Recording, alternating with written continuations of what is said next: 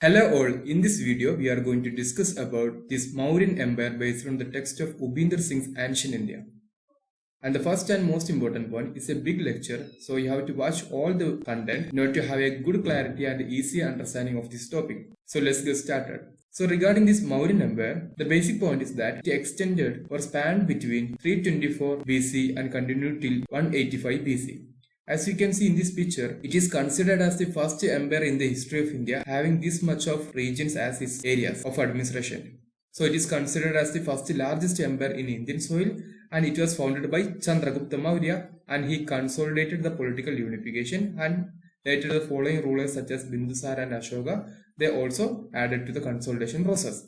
And Kaudilya, the prime minister of Chandragupta Maurya, is known as the real architect of Mauryan empire. We know that the incident of this Kaudilya was the major element for overthrowing the Nanda dynasty and finally establishing this Mauryan Empire. So this is just an introduction to this Mauryan Empire. The first topic for discussion is about the sources of understanding this Mauryan Empire. So we have many sources, both literary sources and archaeological sources. And we will have a quick understanding about these sources. Beginning with the most important source, that is called as the Arthashastra, that consists of 15 books. And it was discovered by R. Shamashastri of Tanjore. So in Tanjavur, there was one archaeologist named as R. Shamashastri. He started the translation of this Arthashastra in the year 1905 in a scholarly journal called as the Indian Antiquary. And he finally published the entire text in 1909. And the English translation of this work that followed in the year 1915. So what we can see, R. Shamashastri is the man behind this discovery of this Arthashastra. Another important work is that Hemachandra's Parishtaparan. It's an 11th century work, and that alludes to Chandragupta's connection with Jainism. So what we can see, the first emperor of India, or the first emperor of this Mauryan empire, that was Chandragupta Maurya, he had connection with Jainism. That we can see or allude through this Hemachandra's Parishtaparan. It's a Jainist work. Next one is Mudra Rakshasa. It's a play written during in 5th century by a scholar named as Vishagadatta. So Vishagadatta was one of the scholars in the Gupta court, and he wrote this play called as Mudra Rakshasa, and it mentioned about the Chanakya, or otherwise called as Kaudilya. He was the minister of Chandragupta Maurya. And this Chanakya, he acted against this Rakshasa, the minister of Nanda dynasty. So there was the conflict between this Rakshasa and Chanakya that eventually led to the defeat of this Nanda dynasty and finally the establishment of Mauryan Empire by this Chandragupta Maurya. That can be understood through this Mudra Rakshasa, a play written by Vishagadatta. And there are some other literary works such as the Buddhist version, such as this Mahavamsa and its 10th century commentary, the Vamsata Pagasini. And we have another source by this Tamil poet Mamulanar, and he explained about the southernward expansion of this Mauryan kingdom. So we know that the Mauryan kingdom or the Mauryan empire couldn't expand till the southern tip of India. The ancient Tamilagam part that was excluded from this Mauryan empire. And another important source is regarding this Megasthenes Indica, and it's a foreign account on Indian society and polity. We know that the Megasthenes, he was a Greek historian and ambassador from the Seleucid Empire to the Pataliputra or the Mauryan court. And his most important work about India was Indica, and it's an important foreign account on Indian society and polity during that period. Now we can have much more information regarding this text Arthashastra. So the term Artha, that basically means the material well-being or the economic matters. So Artha basically meaning material well-being, and Arthashastra, there's a branch dealing with this material well-being or the economy. There's a branch of learning that deals with the means of acquisition and protection of the earth, which is a source of people's livelihood. And it consists of 15 books, otherwise called as Adhikaranas. And the first 5 Adhikaranas, that deals with the internal administration, that is the Tantra of the state. And the next 8 Adhikaranas, that deals with the interstate relationship, that is Avapa. And the last 2, they are miscellaneous topics. So what we can see, 1 to 5 Adhikarana dealing with the Tantra, that is the internal administration. Then next 6 to 13, they are Avapa or this interstate relationship, and 14 and 15 are some miscellaneous topics. And finally what we can see, the Arthashastra, that's a treatise on statecraft for a king and discuss a potential and not an actual state. This is the most important point that you have to remember about this Arthashastra. Arthashastra is not a text about an actual state or about this Mauryan empire, but it's just a treatise on statecraft for a king, and it discusses about a potential state, not a real state. So Arthashastra provides important idea about how a state should be. What we can see, it says about an ideal state only. So that's why the Arthashastra that does not contain any reference to the Mauryas, their empire, Chandragupta or Pataliputra. But what we can see, it says about how the state should be. That is called as ideal state. So this could be because it is a theoretical work, not a descriptive work. So what we can say, Arthashastra, that is not a descriptive work about this Mauryan state, but it's just a theoretical work dealing how the state should be. That's the most important point that you have to remember. The next one is Indica. Indica, that is written by Megasthenes. He was a representative of Seleucus Nicator in the court of Chandragupta Maurya or in Pataliputra. As a historical source, you have to remember these points. The original book of this Indica, that is not survived. The fragments are preserved in the later Greek and Latin works of Diodorus, Strabo, Arrian and Pliny. So what we can see, there come some other Greek and Latin historians such as Diodorus, Strabo, Arrian and Pliny. In their works, what we can see, some fragments of this Megasthenes Indica can be understood. So Diodorus Siculus, in his work Bibliotheca Historica, that is a historical library that discusses on Alexander invasion to India. First and most important point, in his Bibliotheca Historica, Diodorus Siculus, he discussed about this Alexander's invasion to India. And Strabo, he was a geographer and a historian, and in his geography, about 15 books are deals with India and Persia. Totally, there are 17 books in geography, and among them, 15 are dedicated to India and Persian relationship. And Flavius Arrian, in his work Anabasis, it also deals with some Alexander's Asian campaigns. So, Arrian also deals with Alexander's Asian campaigns, providing some important information regarding the condition of India and the northwestern part of India during this 4th century BC. And Pliny, he was a Roman scholar, and in his work Naturalis Historia, that consists of 37 books, also provides some important information regarding India of that time based on this Indica. So what we can see, in the accounts of Diodorus Siculus, Strabo, Arrian and Pliny, we can see some important fragments of this Megasthenes Indica. Also, as a historical point of view, we have to remember these things. There are some wrong mentioning or recordings by this Megasthenes about India. According to Megasthenes Indica, it is said that in India, all the land belongs to the king, meaning there does not exist any kind of private property. All the lands were belonged to the king is said by Megasthenes, but it's a wrong statement. And he also mentioned about there was no slaves in the country, but what we can see, in Arthashastra there are many mentioning about this slavery in India. And also he says that Indians do not know writing. That's a historical big blunder or error. Also what we can see, there are some wrongs by Strabo. According to Strabo, he says that Indians were ignorant of art of writing and fusing metals, and they never drank wine except at sacrifices. So these things also wrong in the historical point of view. Hope you understood. Next we are going to understand some important archaeological sources. So far we have discussed about some most important literary sources. Now we are going to discuss some archaeological sources, and one and the most important is the Ashokan inscriptions. So what we can see, during the time of Ashoka, there we can see the first stone inscriptions made in India. And these inscriptions, most of them were in Prakrit language and Brahmi script. Along with what we can see, there were some other languages used such as Aramic and Kharoshthi script during this period. And there were 14 major rock edicts. So what we can see, there were major and minor rock edicts, and 14 major rock edicts were there, and 6 or 7 pillar edicts also. So these are most important Ashokan inscriptions. And this inscription that contains explanations on Ashoka's Dhamma policy and the king's effort to propagate it. So while we considering about this Ashoka's relation with the Buddhism or the Dhamma policy or the state administration tool, the inscriptions of Ashoka are very important. Another one is the numismatics. Numismatics, basically they are the study of coins. So during this Mauryan Empire or the Mauryan period, what we can see, there were punch marked coins, and they were mostly of silver, and they continued to be issued and used in the Mauryan period. And Arthashastra, that refers to different denomination of these silver coins with some amount of alloying, and different denomination of silver coins, they were called in different names such as the panas, and copper coins were called as mashakas. So we have two important words, one is the panas, another one is the mashakas, referring the coins during this Mauryan period. There are some other important inscriptions which are helpful for understanding this Mauryan political expansion and their consolidation or the administration of this empire. One is the Junagar or Girnar inscription of Rudradaman of 150 CE. Rudradaman is a post-Mauryan king, but what we can see in his inscription, that is the Junagar or the Girnar inscription that inscribed during the period of 150 CE, that deals with the construction of Sudarshana Lake during the time of Chandragupta Maurya. The king Chandragupta Maurya, he constructed the Sudarshana Lake in Gujarat, showing his political expansion, and that completed during the Ashoka's period.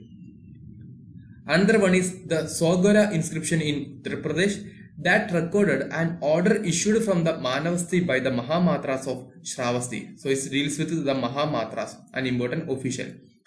And it is stated that in case of some kind of outbreak of drought in this region, the contents of the storehouses of Triveni, Mathura, Chanchu, Madhoma, Bhadra, they were to be distributed and not to be withheld, showing what? A welfare state and the redistribution of resources. And Mahastan inscription of Bangladesh, in that what we can see some kind of order to relieve the distress caused on account of famine to some people known as Sambangiyas, who apparently lived in and around this town. So what we can see, some important inscriptions such as Sogura inscription and Mahastan inscription deals with the nature of the state administration and the welfare policy towards the subject. So these are also helpful in understanding the Mauryan state and administration. Next we are going to discuss about this origin of Mauryas. There are different opinions about the origin of Mauryas. According to this Buddhist text, especially Digha Nikaya, Mahavamsha and Divyavadana, what we can see, they are Kshatriyas and they belong to a Kshatriya clan called as Mauryas, and they ruled at Pippalivana. So according to Buddhist text, they belong to the Kshatriya clan of Mauryas. But at the same time, the Jainist text Parishta Parvan by Hemachandra, that says as Chandragupta, he was a son of this daughter of a chief of village of Peacock Tamers. So there was some kind of settlement such as the Peacock Tamers, and Chandragupta, he born to them. That's why this title Maurya Poshakas. From that there developed the term Mauryas. And according to Mutra Rakshasa of Vishakadatta, it is said that Chandragupta, he belonged to a low social origin. So there are different opinions about this origin of Mauryas, and these are the various opinions based on the Buddhist text, Chinese text and the Mutra Rakshasa. Now we are going to understand about the most important Mauryan rulers. The first and foremost important ruler is the Chandragupta Maurya, that is as a first emperor. And we know that Chanakya, or otherwise called as Kaudilya, he brought this Chandragupta Maurya into Taxila University, that is a learning center, and that provided necessary education for Chandragupta Maurya. And some of the political victories of this Chandragupta Maurya can be understood as he filled the vacuum that was created by Alexander the Great from the western borders of India. So what we can see, around 326 BC, Alexander, he made an invasion to the northwestern part of India. After his return, there was some vacuum created over that region, and Chandragupta Maurya, as a student, as a political student, he was learning in the Taxila University and he filled that vacuum. And later what we can see, Chandragupta Maurya, he overthrew these Greek Kshatrapas ruling in the northwestern part of the country. And we know some important evidence from the writings of Greek historians such as Justin. Justin, he writes that India after the death of Alexander had shaken, as it were, the yoke of servitude from its neck and put its governors to death.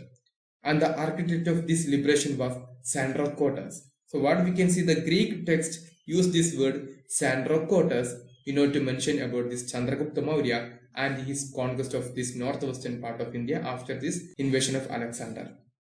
And later, Chandragupta Maurya, he began to expand his political kingdom through certain policies such as marriage alliance, diplomacy, trickery and war. And by these things, he extended his kingdom. And thus he is going to conquer the Magadha from the Nandas. Finally, he took his held or the sway over this capital called as Pataliputra by overthrowing the last Nanda ruler, Dhanananda. And according to Parishta Parvan, a Jainist text, Chandragupta, with the help of his Prime Minister Chanakya, defeated the Nanda king and captured his empire and became the great ruler of Magadha. And this was his beginning as the first Mauryan emperor in the history of India. Chandragupta Maurya, he used certain aggressive expansionary policy. That's why he had to fight with the Seleucus Nicator. We have already mentioned that. In the northwestern part of India, what we can see here, the Mauryan Empire. At the same time, here we had this Seleucus Nicator. So there were some important conflict between these two people, especially in the 305 BC period. And the king Seleucus Nicator won. He was defeated by Chandragupta Maurya. Later they came to form a treaty. As part of this treaty, what we can see, the Seleucus, he accepted the territories of Kandahar, Kabul, Herat and Baluchistan to the Mauryan Empire, and instead what we can see, Chandragupta Maurya, he presented 500 elephants to the Seleucus Nicator, showing the elephant potential of this Mauryan Empire. And according to Plutarch, another Greek historian, he says that the Sandrocotus, that is Chandragupta Maurya, he had by that time mounted the throne, overran and subdued the whole of India with an army of 6 lakh. So, according to Plutarch, the army of this Sandrocotus or this Chandragupta Maurya was around 6 lakh. By that, he established the great Mauryan Empire. And under him, the Mauryan Empire stretched from the eastern Iran to the western borders of these Burmese hills, and from the Himalayan tribal kingdom to the southern plateaus of Peninsular India. So this was the geographical extent of Mauryan Empire. And according to the Junagadh inscription of Rudradaman, we have already mentioned about this, it was during 150 BC.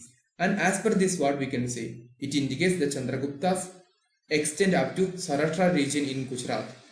The Junagadh rock inscription of the Rudradaman, that also provided for the construction of dam in the Sudarshana lake, that was by Pushyagupta.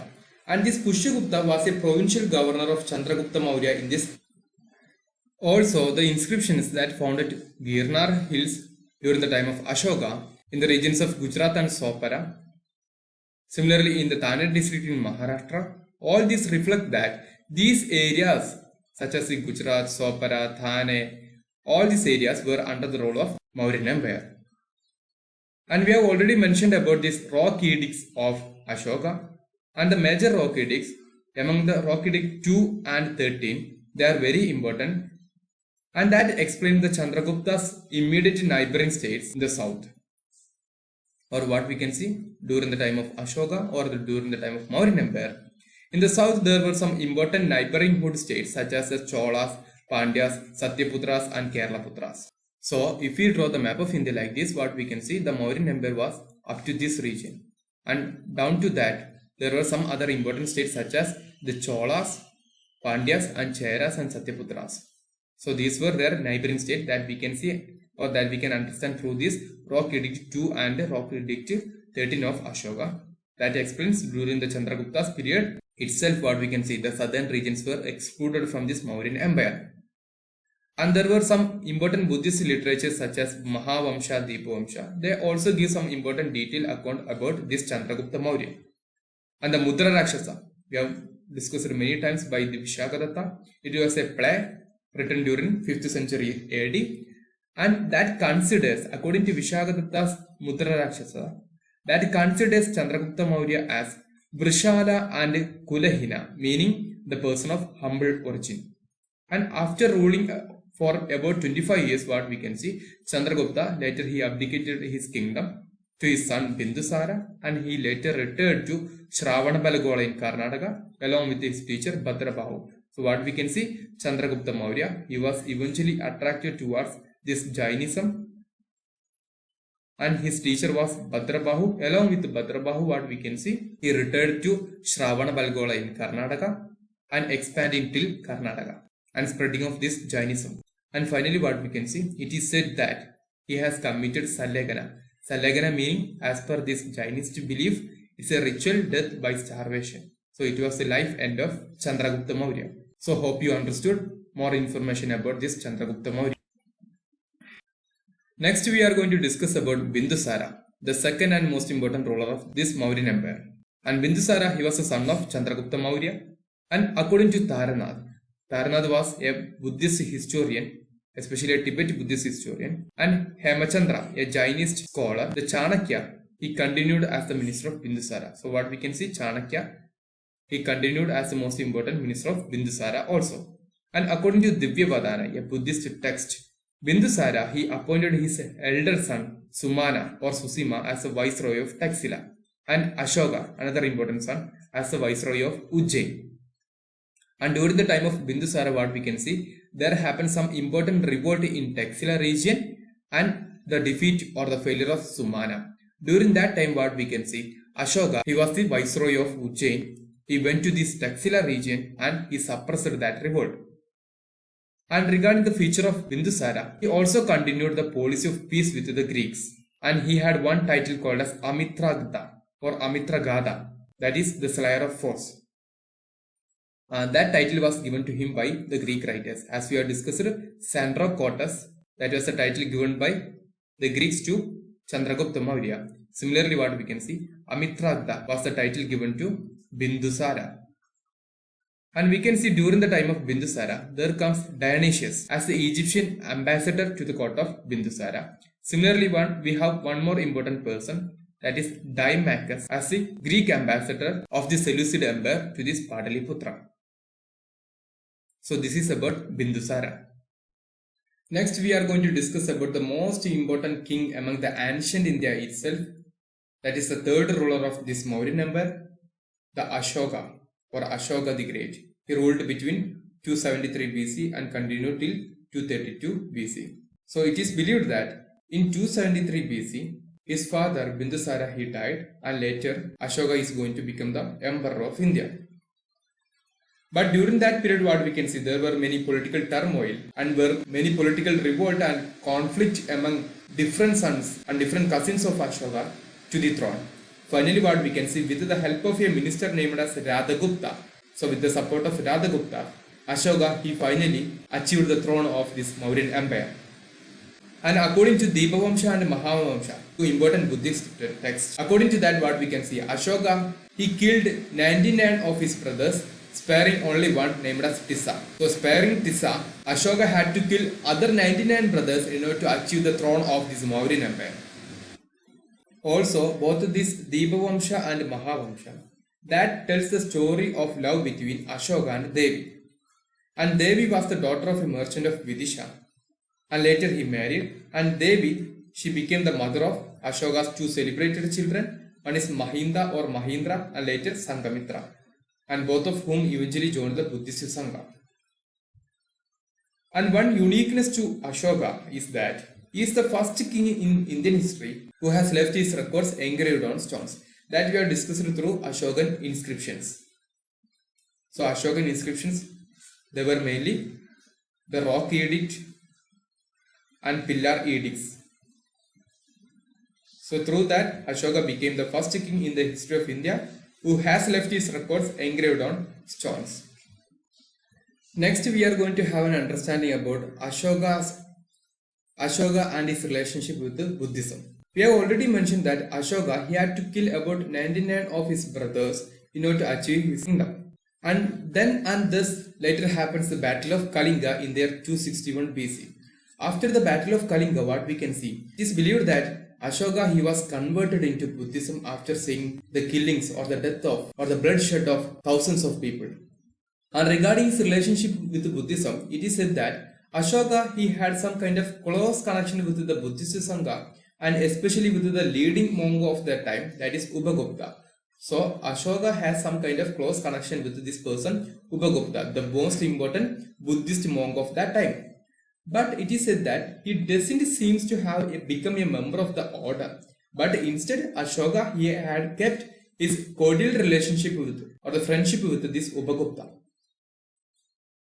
And Ashoka is also credited with the redistributing the relics of Buddha and enshrining the most important stupas in every important town. And it is said that according to Ashoka Vadana, Ashoka had distributed or constructed around 84,000 stupas in different parts of his empire. And according to that, what we can understand, Ashoka, he was an ardent follower of Buddha's teachings. And the Minor Rock Edict of 3, it is said that Minor Rock Edict, and that is found at Bairat or the Babru region, that prophesies the deep faith in Buddha, Dhamma and Sangha.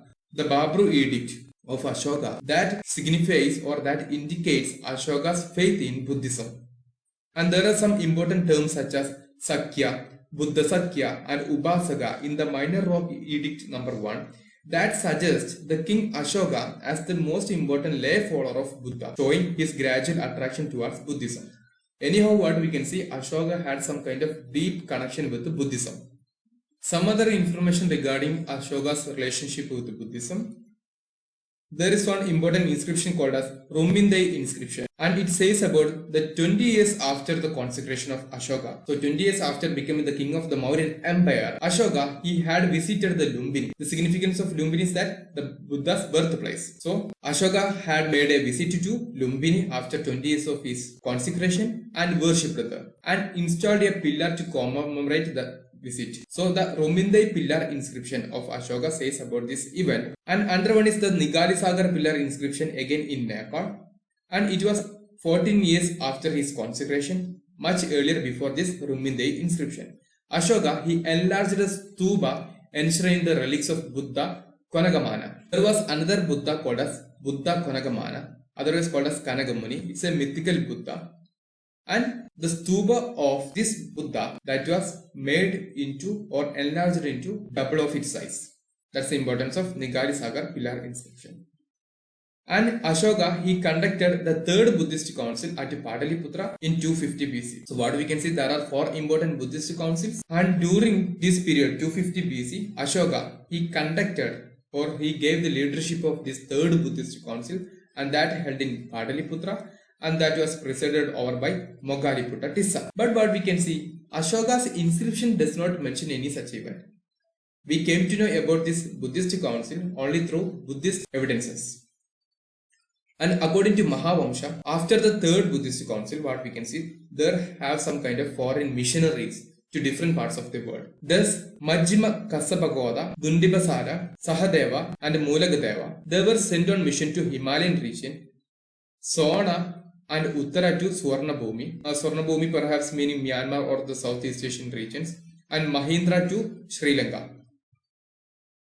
Now we are going to understand about the Dhamma policy of Ashoka.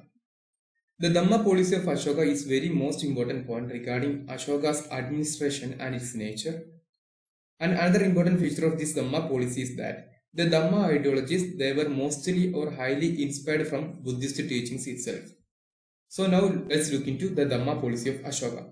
So basically the word Dhamma, or otherwise called as Dharma, that meaning the moral law or the code of conduct or an ethical order for the welfare of the society. So when one follows one Dhamma or one Dharma, it will be highly relevant and highly helpful for the welfare of the society. And Ashoka is going to incorporate these Dhamma ideologies in his administration.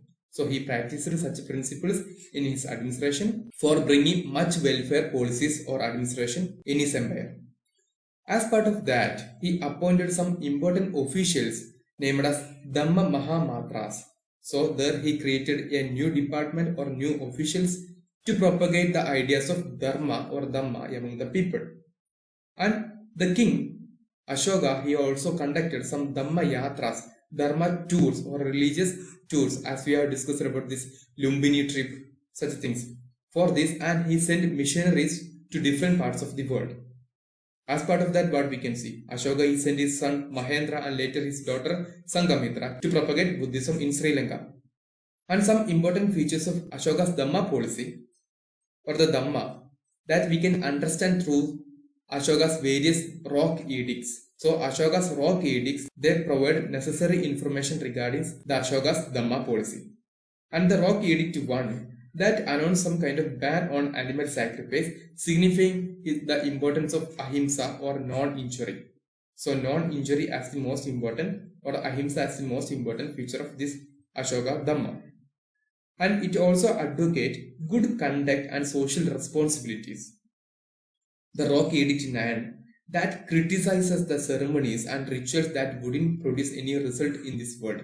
So Ashoka condemns over luxury of the people which does not provide or which does not produce any kind of result in this world, and he bans some kind of such practices, thus ensuring some good conduct and social responsibilities in the society. And according to the nature of Ashoka's Dhamma policy, the ceremony of Dhamma, that bound to yield result in this world and the next world also. That's why the Dhamma policy advocated courtesy to slaves and servants, and respectable behavior towards elders. The Rock Edict number 11 that says the gift of Dhamma being the best of all gifts and says for obedience to mother and father, liberality or generosity towards friends, acquaintances and relatives as well as to Brahmanas and Shramanas. So what we can see, it respected all the traditions of the time. That we can see through this Rock Edict number 11. And as per Rock Edict number 2, Dhamma that as consisting of the least amount of sin, performing many virtuous deeds, compassion, liberality, truthfulness and purity. So the Dharma that adds some kind of values to the society and generation. Generation of mutual respect, concord among people belonging to different sect or religious community indicate the religious toleration. So what we can see, religious toleration was the most important feature of this Dhamma policy. And Dhamma of the king, according to this Rock Edict number 6, that promote the welfare of people. So the king should act for the welfare of his subject, discharge the debt he owes to all beings and ensure their happiness in this world and next. And also says the king's renunciation of warfare and his redefinition of right is conquest. So it's also advocates the Dhamma Vijaya of Ashoka. So these are some of the most important features of Ashoka's Dhamma policy. So far we have discussed about Ashoka's Dhamma policy that is highly inspired from this Buddhist ideology.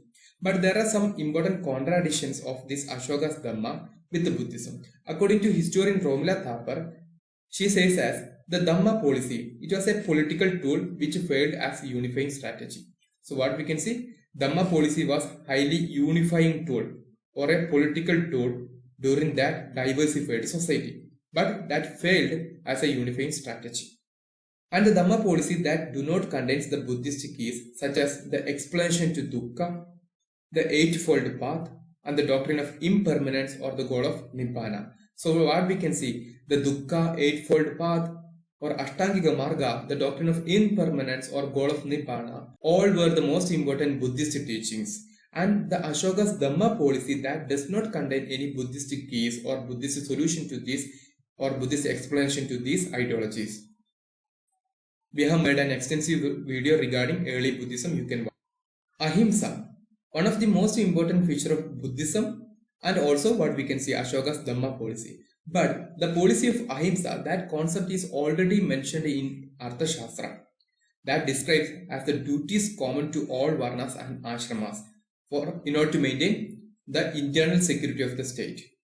So what we can see, Ashoka's Ahimsa policy based on this Ashoka's Dhamma that is not inspired or developed from the Buddhism, but that is even mentioned in Arthashastra itself. So it's just a political tool itself. And along with the Buddhism, Jainism was one of the most prominent sect of that time, and that emphasized Ahimsa both for monastic and lay communities. So what we can see, we cannot say Ahimsa as the unique feature of Buddhism and Ashoka's Dhamma policy inspired from this Buddhism. And Ashoka, the king emperor, the emperor Ashoka, he was an innovator. He tried to introduce new ideas like mutual respect and concord between people, and Dhamma that was not a narrow sectarian belief, but it was highly universally applicable. So universalism was an important feature of this Dhamma policy. So what we can say, the Dhamma, even though that had some kind of influence with the Buddhism, we cannot say that it was the sole inspired factor.